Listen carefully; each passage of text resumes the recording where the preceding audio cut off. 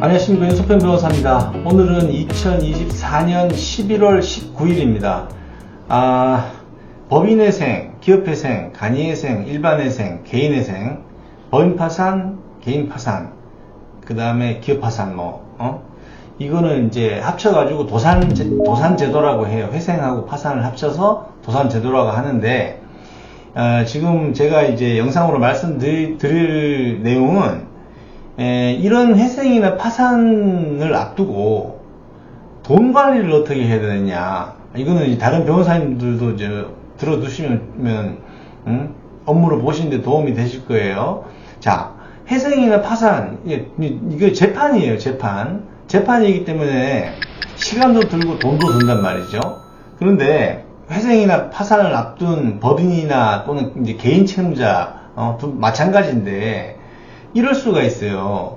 이제 이자나 원금을 연체를 해서 금융기관이 거래를 못하도록 거래 정지를 시킬 수가 있거든요. 그러면 그 해당 계좌 안에 들어있는 예금, 그러니까 예금과 같은 현금성 자산을 인출할 수가 없어요. 인출할 수가.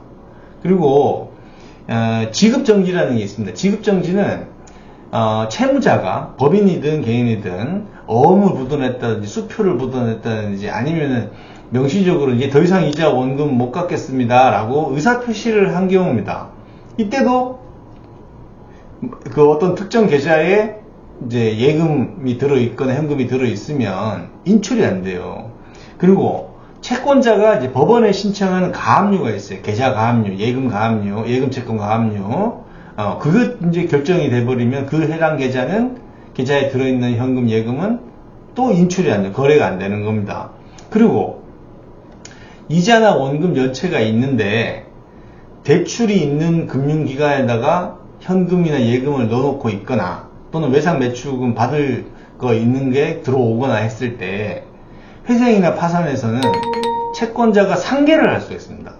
그래서 해당 계좌에 2천만, 3천만 원 있었는데 그 돈 가지고 이제 재판 비용 쓰려고 했다, 이런 계획을 세웠다 하더라도 금융기관이 상계를 할 수 있어요. 회생 같은 경우는 보통 이제 채권 신고 기간 말일까지 상계를 할 수 있고, 파산 같은 경우는 이제 제한 없이 할 수 있는데 최후 배당 배당 제외 기간까지 할 수 있다. 이게 어려운 말인데 그냥 기한 없이 파산은 좀 자유롭게 더 회생보다는 채권자가 상계를 할 수 있다. 상계를 한다는 거는 빚하고, 그러니까 대출 채무하고 이제 있는 현금하고 같은 금액에서 없어지게 하는, 소멸시키는 거죠. 그러니까 1억을 빌렸다. 근데 2천만 원이 해당 은행에 들어있다. 그럼 상계를 하면은 8천만 원 채무로 줄어들죠. 2천만 원이 상계돼서.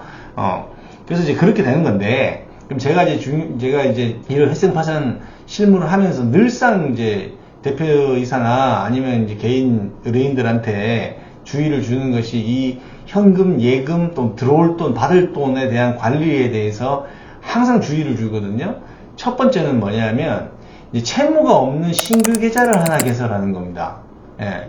그래서 그쪽으로 돈을 다 옮겨 놓거나 받을 돈이 있으면은 그 채무가 없는 은행 계좌로 수령을 하는 거예요. 그럼 어떻게 되겠어요? 거기는 신규 계좌를 개설한 다른 은행 계좌는 그 은행에서 대출 채무가 없잖아요.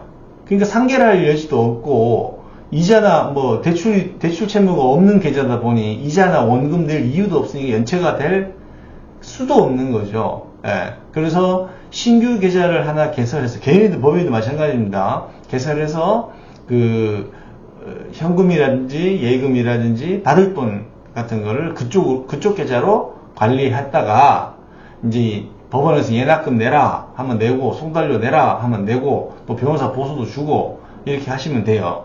또 하나는 신규 계좌 개설이 어려울 수가 있어요. 신용 불량이라든지 아니면 법인 같은 경우도 거래정지 당해가지고 계좌 개설을 하기 힘든 경우가 있습니다. 그러면은 믿을 만한 사람, 채무가 없는 이제 대표이사가 그 회사를 두세 개 가지고 있을 수 있거든요. 그러면은 다른 법인 계좌를 잠깐 빌려 써도 됩니다. 그리고 개인 같은 경우도 채무가 없는 다른 사람 계좌를 한시적으로 이용하고, 거기서 이제 예납금, 송달료, 변호사 보수, 그런 재판 비용들을 지출을 해도 돼요. 또 이도저도 못하겠다 그러면은 현금으로 빼놓고 있다가 법원에서 송달료 내라 하면 납부하고 예납금 내라 하면 납부하고 그다음에 변호사 보수 지급해야 된다고 하면 지급하고 이렇게 하셔도 됩니다. 지금 제가 세 가지 방법을 말씀드렸어요. 이제 다른 변호사님들도 이제 회생 파산 업무를 이제 하시게 되면은 사전에 현금, 예금 이런 현금성 자산 들어올 돈들 이런 것들에 대한 관리를 의뢰인들에게 설명해주고 그리고 나서 이제 회생 준비, 파산 준비를 하셔야 되지 이 자금 집행 계획에 차질이 없습니다. 자, 그리고 이렇게 돈 계좌 이제 관리 방법은 이런데 돈을 집행하는 것도 주의를 해야 돼요. 회생이나 파산을 앞두고 있는 경우에는 우선순위가 없는 채무를 변제하거나 이러시면 안 돼요. 제가 이제 그냥 제가 붙인 이름인데 1순위 권리에만 돈을 쓰고 나중에 그 내역을 정리해서 법원에 제출하는 것으로 저는 업무를 처리하고 있습니다. 1순위 권리는 세금, 4대 보험료 이런 거 국가 재정과 관련된 항목들 그런 거 납부하셔도 돼요. 그리고 통상적인 월 고정 비용이 있거든요. 법인이나 사업자 같은 경우는 영업 비용, 월세, 임금 이런 것이 들 수가 있죠. 전기세, 수도세 같은 공과금. 개인 같은 경우는 최저 생계비 이런 것들은 1순위예요. 1순위. 그러니까 쓰셔도 되고. 그 다음 재판 비용.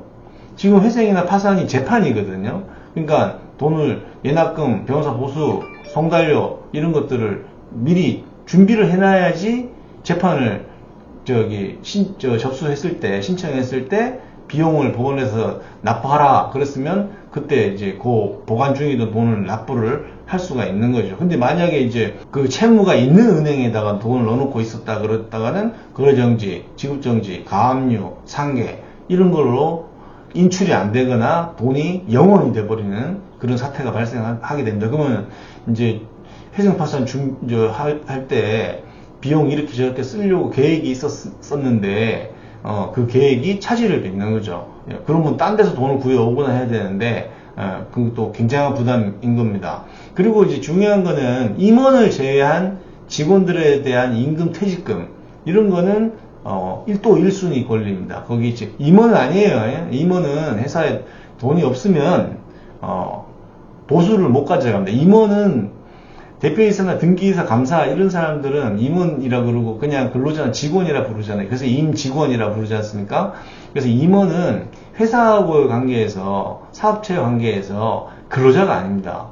근로자가 아니고 말은 월급, 급여, 봉급 이런 말 쓰지만 보수라고 해요. 원칙적으로. 보수는 후불이 원칙이고 그 다음에 자금이 없으면 못 가져가요. 직원은 근로자이기 때문에 그 급여일에 대출을 받아서라도 직원들 월급은 줘야 되는 거죠. 안 주면 근로기준법 위반으로 처벌받죠.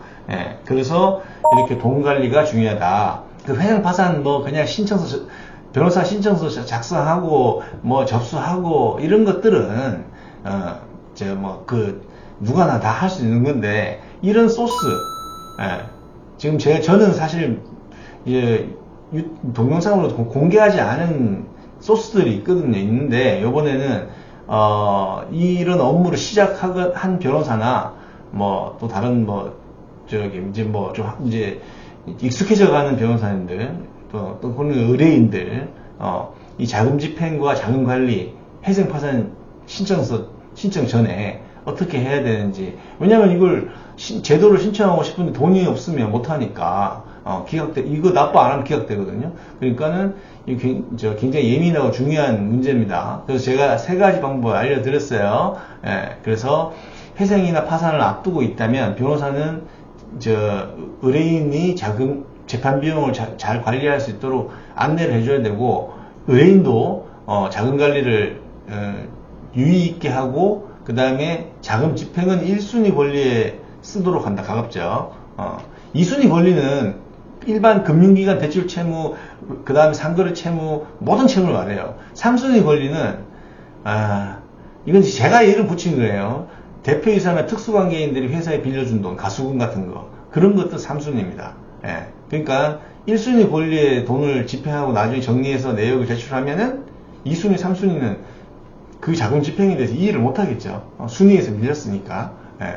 그렇게 되는 겁니다. 자, 그래서 회생이나 파산을 앞두고 이거 돈이 많이 들어가니까 재판이라 돈 관리, 그러니까 현금, 예금, 받을 돈, 뭐 이런 현금성 자산에 대한 관리 방법을 제가 지금까지 경험한 그 내용을 토대로 해서 설명을 드렸습니다. 이 지금 제 설명은 굉장히 정말로 유익 있게 들었다가 관리를 하시고 기억해 두셔야 됩니다. 여기까지 시청해 주셔서 감사합니다.